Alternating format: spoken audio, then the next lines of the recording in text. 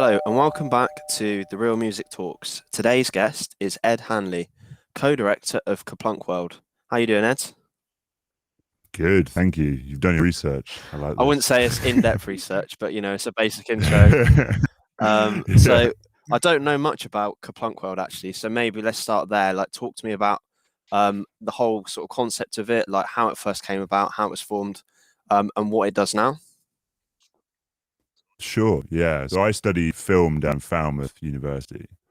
And in third year, we basically just start putting on events in all these different amazing spaces that were in Cornwall. If you don't know Cornwall, and I know you had quite a few people who were from down there and sort of cut their teeth there, but it's got a really unique DIY scene where all these different spaces are kind of taken over, be it like pubs or bars or, I don't know, like libraries or whatever it is, like taken over for one night and transformed into something different. So it kind of came out of that and kind of just a desire to tie everyone together that was so multifaceted down there, so many people from so many different disciplines. Just try and tie everyone together and put some wicked evenings on. And everything was free at uni because you'd rent it all. Obviously it's not free in hindsight. So it's a bit of debt just there.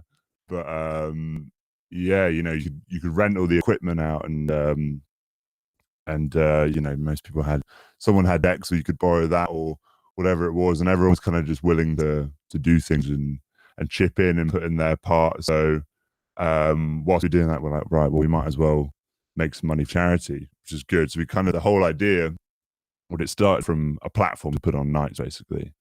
And have fine art up on the walls or whatever it may be, illustration, graphic design, live music, DJs and visuals, and kind of a way to tie it all together and raise some money at the same time. And then as a result of that, it's kind of become a bit more digital now as everyone's had to. But it's quite a hard thing to explain because I don't fully know what it was. It started as a means to put things on, and then I think it's definitely evolving now, coming out of its hibernation as everyone is. Yeah, there's been a lot of change obviously with COVID and that. So I guess, like, how did you end up there? When did you first get into music? All my family's quite into music. My dad's mad record collector, knows what he likes, but he's got some, he's always been into him. Both my brothers, I'm currently in my brother's room. You can't see it. There's a lot of music equipment behind me. He's an amazing pianist. So I suppose through that, really, I was kind of just collecting records casually before I started DJing. I didn't really consider it, and then everyone around me started doing it. I was like, oh, it seems like fun. Actually, I've got going out, you kind of think like, oh, they're wicked. I really like what they do. And I think it just snowballs, someone showed you how to started off with this terrible little 2-channel Hercules mixer, as I think probably many DJs of our age did. But, it's a start. And then, I don't know, saw other people putting on some wicked events. And so I was like, wow, it could be really fun. And it all just kind of, I think I played my birthday party was the first. And then, you just kind of get a bit of you get hooked on it a little bit. So, and then just kind of come to where I am now, and like, building up a record collection, which obviously is very financially crippling and taxing on the bank account, but an amazing hobby that I think kind of keeps the gift that keeps on giving, really, isn't it? Especially music from all over the world is kind of what I love, and exploring different cultures through that, which it's just kind of a passion that's sort of snowballed. Let's talk about your thoughts on streaming compared to like collecting vinyls, because there's someone that's like really into music, like we all love like an old physical record, but what do you say like are the benefits of streaming compared to collecting vinyls? Like, how do those two compare for you personally? Well, I think we've got access to absolutely everything now, like literally everything you possibly imagine, which is both a blessing and a curse. Like I can go and now online things that would have been only cut to record, I can go and find like a rare 60s recording or even further back than that. And so I think it's brilliant in that sense where you're able to discover, but then you lose that tangible element, you know, like even if you don't know what it is, picking up a record, putting it on the platter and putting the needle on, there's nothing that like beats that kind of feeling, that sensation. And you know, and there's so many things that kind of go into it. So, and I know there's a lot of like talk of like the difference between digital files and vinyl. And vinyl will always sound better, and maybe there is no difference, but that physical sensation of like, this is something that I own, this is mine, and like playing it over and over again. I think definitely, you know, the more you play something, the more you understand it. And so I don't know, I've, you know, been through all the phases where I've been a bit sort of naive and ignorant with it, and kind of just like in my younger phases illegally downloaded things and kind of come through as like, oh, actually no, you know, seeing friends make music and then you go, actually this takes a fucking long time to do. So you know, I should give these people the due credit they deserve. So it's a tricky balance in answer to your question. I feel like I discover most of my music through streaming, but kind of try and set these rules in my head with like, right, if I've listened to this so much, then I'll buy it and, you know, pay the artists what they should be paid. Yeah, it's a tricky area, man. Like, I think Spotify especially is really bad for it. I mean, Bandcamp is just like bread and butter. Like, it's the best thing possible to actually supporting the artists. I know they've been doing a lot more with kind of Bandcamp Fridays and all this sort of stuff. But yeah, it's hard. And I think I was listening to an interesting podcast about that with Bandcamp where, you know, by doing that, you're going straight to the artist directly. So you're supporting them, the people that are putting in the work, but kind of forget, especially because we haven't been able to go record shopping, which was the most painful thing. It's the best feeling now, like just that sensation is like therapy digging through a crate. But you know, you miss out all the middlemen, you miss out the record shops, the distributors, and like all these people in between. So yes, I think it's complex, and obviously it's still evolving and changing. So something I'm trying to sort of educate myself and learn with. And yeah, no real one answer, I don't think.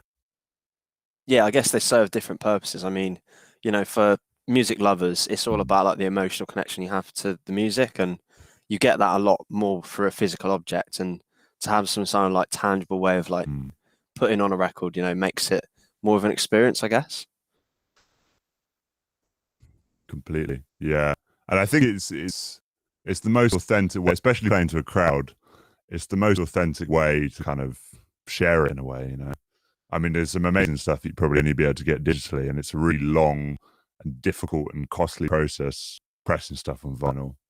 But you know, I think they say even if the crowd wouldn't know the difference. I think you can in a way, you know, not necessarily how you mix it or how it sounds, but there's something it gives off which is kind of unspoken without getting too soppy. Yeah. For sure. No, I completely understand that. So like, let's talk about like your whole involvement in music. So what other things do you get involved with? Sure. So I mean, I suppose on a personal scale, I play guitar, but it's just kind of for myself and like jam with friends with my brother. So that for me is more sort of like a hobby and something that maybe down the road ways I would do more live stuff. Like I played a couple live setups, but for me that's just kind of like that's just chilled out in my room, practice scales, play some tunes. But mainly I suppose I have a show every week on the Source FM, a Cornish radio station, and the Kerplunk show. And we, you know, there's a few other friends, like such my friend Ralph, otherwise known as K9, who plays a lot of electronic stuff.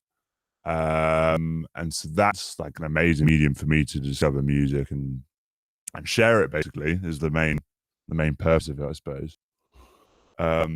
So that's great. Yeah, and the whole idea is just basically explorations of global music music from all different cultures and trying to kind of contextualize it. But I suppose out of that, obviously in a physical sense, I was putting the gigs on and playing at them, but also trying to curate nights through all the Kerplunk events, like get a really nice flow of an evening. Because I don't know, there's nothing worse when I was talking to my friend about this the other day, where lineup should be based on the flow of the evening, like an escalation, a thematic kind of arc, if you will.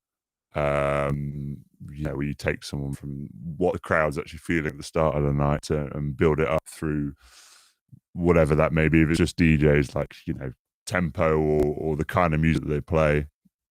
So I suppose curating that and sort of trying to curate the sort of whole vibe of the event at the same time, because I don't know, sometimes it can feel a bit dry when you go to something and it's literally just the person playing. There's no, I don't know, visuals, or I think you kind of have to think about it in a more sort of multifaceted way. So yeah, the curation I really enjoy, and I think definitely something going forward, trying to give platforms to other people as well who might not necessarily be able to do it, either technically do it or have the opportunity to create themselves. So yeah, sort of those three things.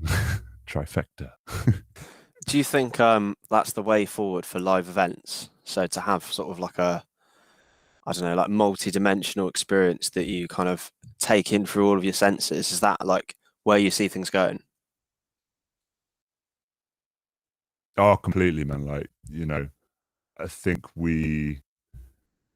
it's just expected now if you go to a gig, obviously it comes down to your access to technology, essentially, like, and your access to what you can put on. There's always limits to that, but if we go to a gig and there's no lighting that's sort of dynamic, or there's no visuals, or you just kind of, it feels a bit odd. It's like being at a casino in the 60s where a band playing, like, it's bizarre. So I think it's expected now, and there's so much that you can do, and I think we manifest everything not just through like what we heard, but how it visually looked, like your memory of nights. So, and I think there's so far it can go. My friend who is in Bristol as well, Noah, he DJs and VJs as well, so does a lot of live mapping of projections and visuals onto structures.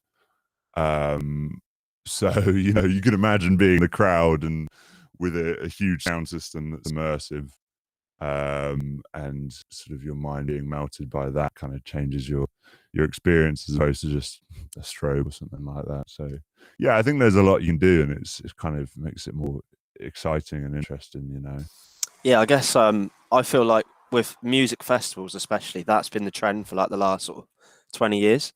It's been moving away from like purely like getting the best lineup that you can to like what's going to make the festival experience memorable for the people going.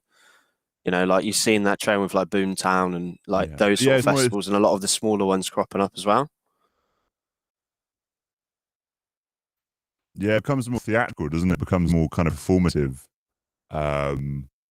which I think is good, because, and it's a tricky one, isn't it? With, I was listening to a really interesting podcast by Carhartt, actually, weirdly enough, called Relevant Parties, where they chat to different label heads. And on one of them, they were chatting to the two guys that are behind Ninja Tune. It was so interesting hearing them talk about it, because they're basically very early visual performers, like VJing. Kind of, it created a lot of software for it.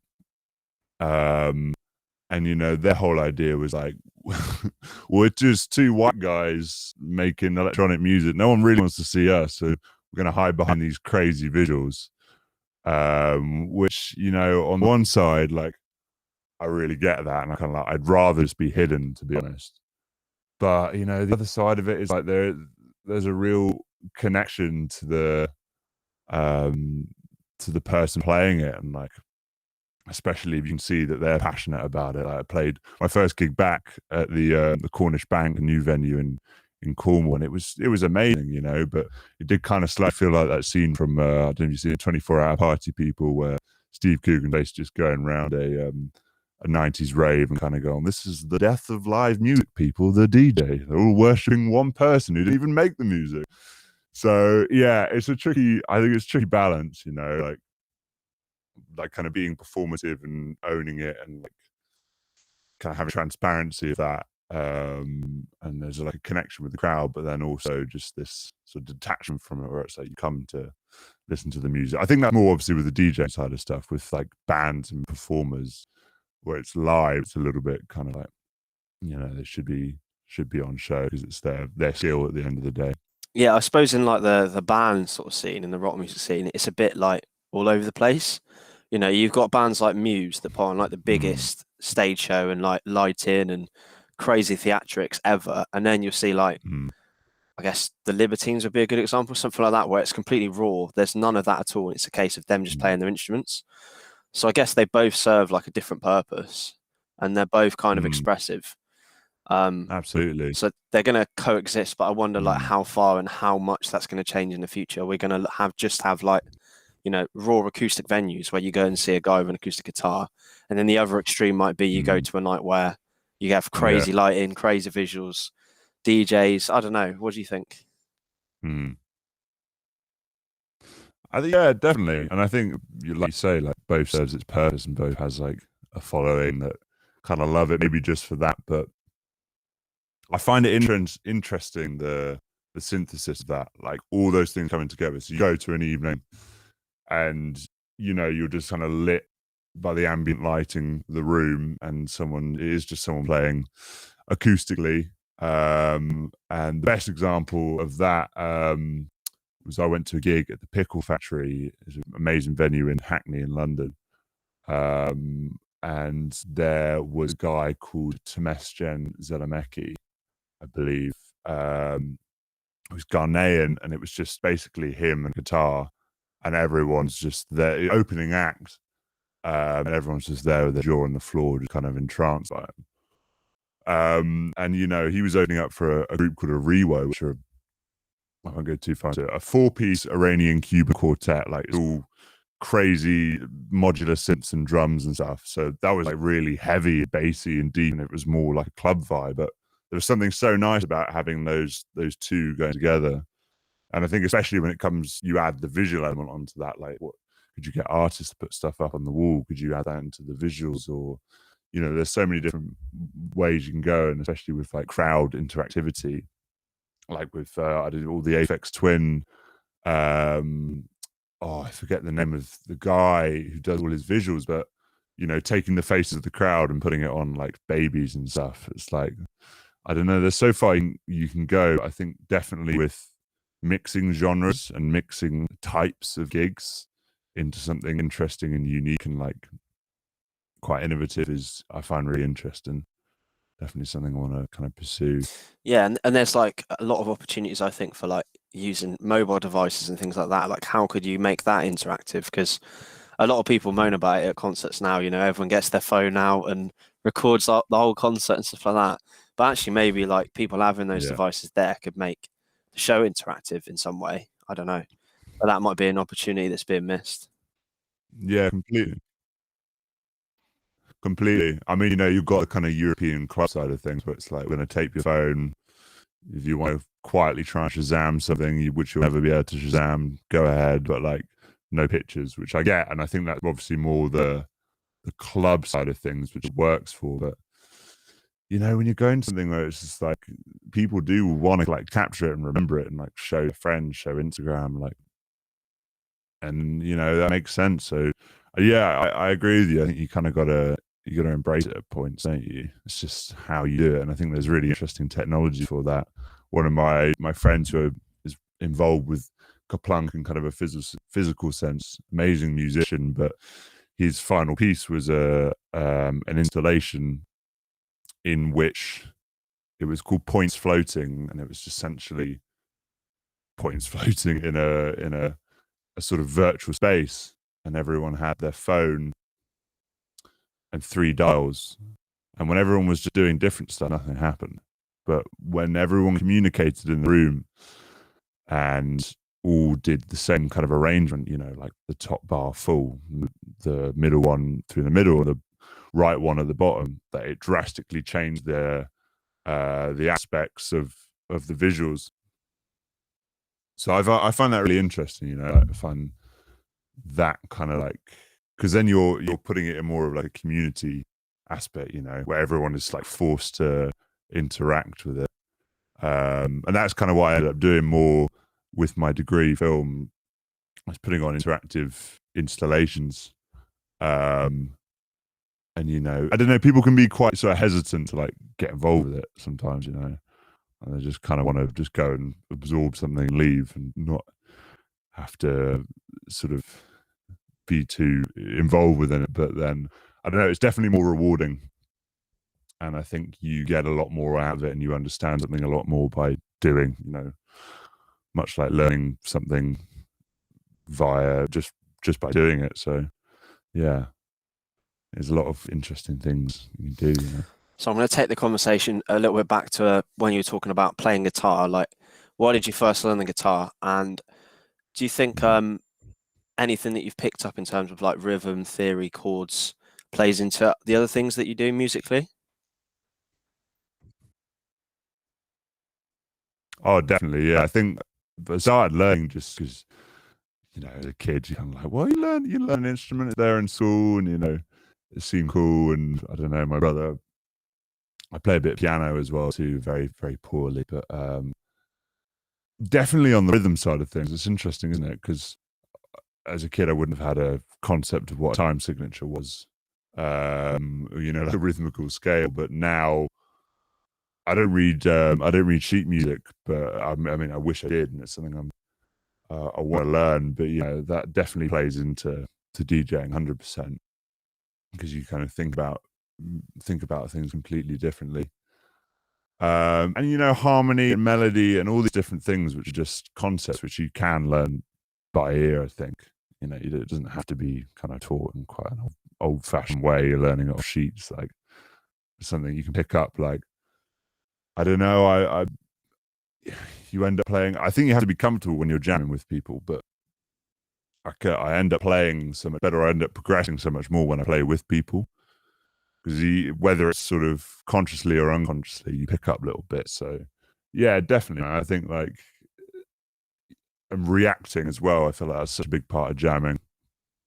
So all these kind of concepts that you can only really learn from playing it or doing it yourself. You know, you can read it, but it's not saying. You got to do it. You got to do it. Absolutely. It's like anything that you learn. Like if you're just going to read about it, it's fair enough. You know, I hate to use one of the cliche type ones, but say you read a book on how to be a millionaire, right? It doesn't mean that you're going to be a millionaire. You've got to actually go and do stuff, right? Like it gives you some knowledge, and that's great. But like, yeah, people do learn in different ways, but actually like taking action on what you've learned means that you're actually applying the knowledge rather than just having it in your head. Yeah, completely. No, absolutely. And I think, like, you know, and it's context, isn't it? Because, like, I don't know, especially with like playing records and stuff, like, you can play something, I don't know, you play something at home and really enjoy it, and then think like, oh, it's great to a crowd, but it doesn't always translate. And like, yeah, all about context, I think. So what's like your earliest memory of music? I mean, I know for me it was in a Turo. My dad got me that Nirvana album at a very young age. I think I might have been like 5 or 6. I could barely even play it in the CD player. God, I mean, that's a lot more. That's a lot more punk than mine. I think it would be my dad singing Simon and Garfunkel. He's a big fan, but Bridge Over Troubled Water is like a lullaby. That's got to be it. And you know, it's obviously planted some unconscious roots I haven't been aware of. But yeah, yours is a lot cooler. I mean, no, I say that. You know, Simon and Garfunkel are cool. In hindsight, they're geniuses. You know, like musically. But yeah, so I don't know. It's definitely. I think people can pick stuff up out of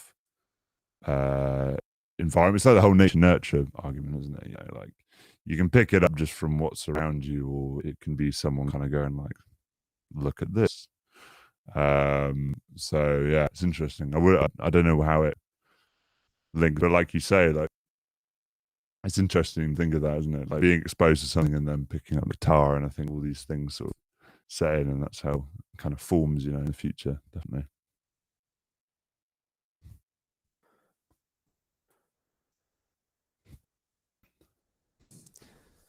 So where are you going to go from here? What's the future plans? Where do you see yourself in like 5, 10 years?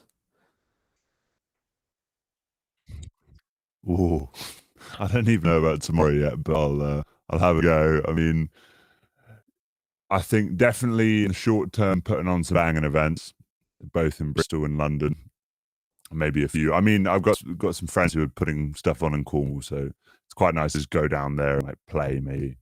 Like gig I played, there's going to do another one of those. The Cornish band should be great. But yeah, there's a little network of people that I went to uni with, all from different disciplines, and kind of collectively all the different areas of that you need for an event, like the PR, the visuals, the kind of people management, curation, the performers. It's all there and kind of waiting. So definitely just putting on some really good nights. I think there's some really interesting spaces, booking out some good people that I've been kind of watching for over lockdown, and hopefully collaborating with other labels, and it'd be really exciting because obviously it's not a label, it's just like a means to put on a good night or day or whatever it may be. But yeah, and then cracking on with the radio show. I love Source FM, and always stay loyal to them, but because it's kind of where I've started and I learned. But it would be interesting to go to another station and sort of as a different audience, because it's great, but sometimes it can be a bit limited, because it's your circles of people or Cornish residents. So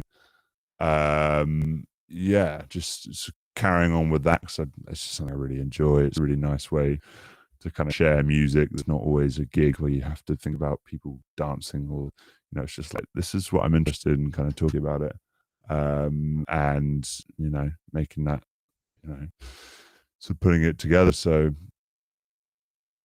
sorry, that was calls for dinner. This shows the home living situation in its true glory.